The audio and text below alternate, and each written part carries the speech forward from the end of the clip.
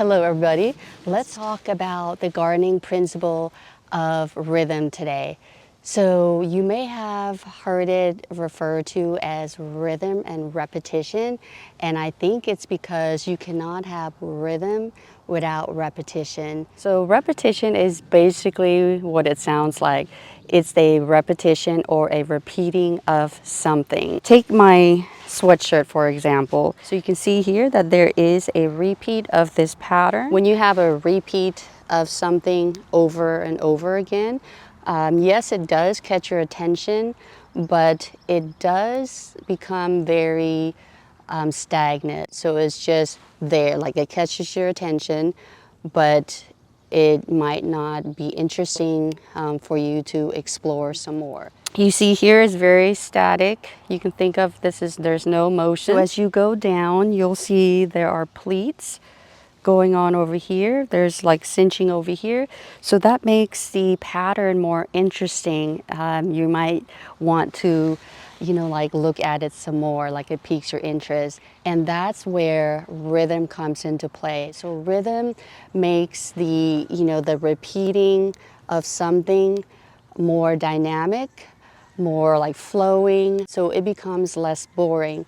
Your eyes would be traveling around and it becomes more interesting to you, and you might want to be looking, you might want to explore it some more.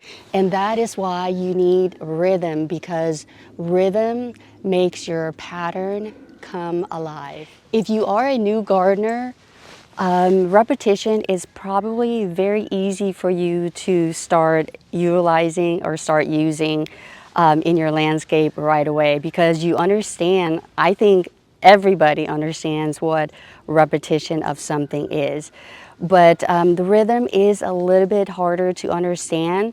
I can't say I fully understand rhythm, and the reason is because I think is because I am not musical. So if you are a musical person, I think you could grasp the concept of rhythm a lot easier than someone who's not musical. So in my space here, I consider each plant to be a musical note.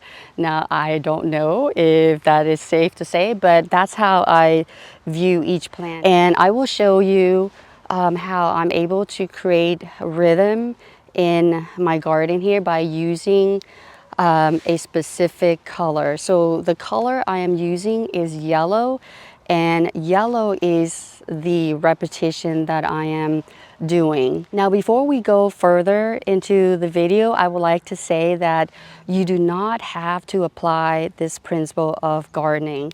I didn't do it when I started. So this is your garden. You could do whatever you want. But what I do notice as I got further or farther along into my gardening, and then having more experience, I start to see the importance of knowing the design principles and applying them to my garden. So again, you do not have to follow this principle, but I think it'll be worth your while to give it a try, even if it's just doing repetition. And as you get farther along, if you come to understand more of the rhythm, maybe you can tie your repetition with the rhythm part. So let me go ahead and show you what I have done over here. So before I learned more about what rhythm is, I was just playing with repetition of the yellow. So you can see there's yellow there, and then there's yellow there. So what I kind of did but didn't know is I kind of made the way that I place these a little bit more interesting. Look at the spacing between this one and this one. As you go over here, the spacing is farther. If you were to think of it as beats, maybe the way that the spacing is giving a different beat. So let's go over here. I have the yellow here, but I also have a different yellow plant, so a different texture plant. And you can see that the spacing is closer, and if you get over here, the spacing is closer, even closer, and then it kind of become a little bit farther apart and then closer together right there. So you can see that this creates more of an interest. There's movement, it's not static, it's not just boom, boom, boom, boom, yellow. There's texture here, the spacing is different, you have different size of plants. So that's where rhythm comes in. So it makes your eye travel. Now eventually, in the spring sometimes, I will add another yellow plant right there. So it will go this way and it'll swoop to there where the lemongrass is over there. And then I will take that farther. And then from here, I think I will swoop it this way and then put a yellow plant over there. So my vision is that I would like to create this yellow theme and create some kind of rhythm so that my whole space from front to back will have this repeating yellow theme. But the way that it moves around in the garden will be slightly different. Like in the back right there where the evergreen hillside garden is, there's a lot of yellow there. So right there, I kind of wanted to create like lots of yellows right there. So you can imagine kind of like in a busy, like at a party where you have like people mingling. Right now I have a few areas that that do not have the yellow color yet, and I would like to add them later on. So we are back at the original spot.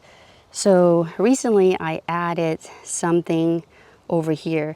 So anyway, you can see that I am continuing that swoop, so that serpentine shape. So now I'm coming this way, and here is where I'm going to be adding more yellow. So this is a sunshine ligustrum. So this is a different plant than that mop cypress. If I didn't mention, it is a fall cypress. So I'll have a little swoop of them over here, just like I had it in that area that I mentioned earlier. So I'll add some carex over here, and then we're gonna swoop over here. There's a yellow plant that I have in the pot right there, and that's a touch of gold holly.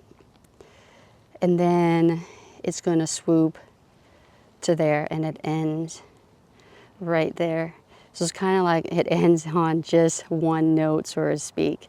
So if you're curious, it actually ties in with the community garden right there. So it goes that way and ends right there. Now you can choose any repeating element that you want. I just chose to use the color yellow because yellow brightens up like an area, especially like in a shady area. And also yellow it's just like, you know, it's a happy color. And I chose yellow initially because it's my son's favorite color. If you want to use the same color as a repeating theme like I do here. So I think with the exception of this touch of gold holly, these other ones are very affordable. When I purchased them in 2020 or 2021, they were around $9 to $10. I think they're probably $12 or $13 now.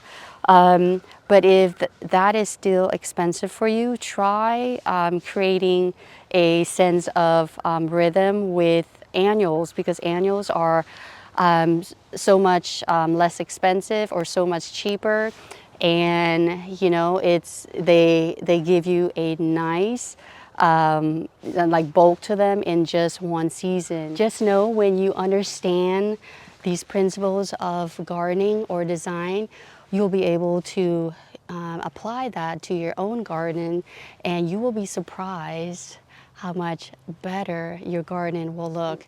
because when you do know about these design principles, you're able to articulate that so much better when you're talking to somebody about your garden. Now again, I am saying this from a more experienced gardener. If you're starting out and if it's overwhelming for you, don't worry about it. Just do whatever you can and just start off slow. Start off with something that you know. So as you saw, I use different plants, you know, like this much spacing to this much spacing to this much spacing, and then I increased it again, and in between all of that, I added like different size plants, different textures plants, and all that. So that's how you're able to create movement in your repetitive element, and that is what is referred to as rhythm. So if you are new to gardening and if you know a lot about music, that is something that you can start off immediately, and it will look so amazing. And I know that you can make your rhythm and repetition look better than what I have here. Well, I think that is it for this video. I hope you enjoyed it and found it helpful. And until the next one, take care and bye for now.